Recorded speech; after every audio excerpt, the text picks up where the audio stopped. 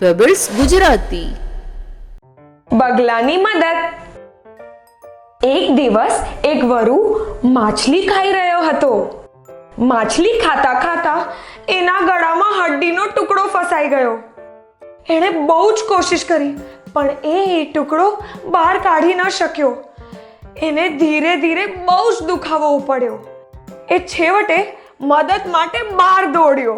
એ દોડતા દોડતા રીંછને મળ્યો.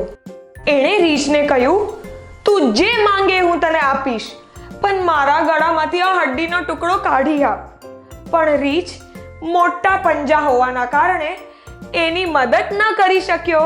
વરુ દુખી થઈને ત્યાંથી ચાલી ગયો. ચાલતા ચાલતા એની નજર એના દોસ્ત શિયાળ પર પડી. એ શિયાળ પાસે ગયો અને એને કહ્યું, તું જે માંગે હું તને આપીશ, પણ તું મારા ગળામાંથી આ હડ્ડી કાઢી આપ. શિયાળે ખૂબ કોશિશ કરી પણ હડ્ડીનો ટુકડો અંદર હોવાના કારણે એ એની મદદ ન કરી શક્યો. છેવટે વરુને એક બગલો મળ્યો.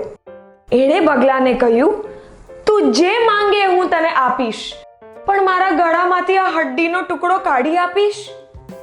બગલાએ કહ્યું, તું જેટલું મોટું મોઢું ખોલી શકે એટલું ખોલી આપ. બગલાએ એની લાંબી ચાંચ વરુના મોઢામાં નાખી અને ફટ દઈને હડ્ડીનો ટુકડો કાઢી આપ્યો. બગલાએ કહ્યું, હું જે માંગીશ એ તું આપીશ ને? તો વરુએ કહ્યું, તને તારી બક્ષિસ મળી ગઈ છે. તે તારું મોઢું એક વરુના ગળામાં નાખ્યું, તે છતાંય તું જીવતો છે. આનાથી મોટી બક્ષિસ શું હોઈ શકે છે? આ વાર્તાથી આપણાને એ શીખ મળે છે કે આપણે એવા જ લોકોની મદદ કરવી જોઈએ જે એના લાયક હોય. પેબલ્સ ગુજરાતી.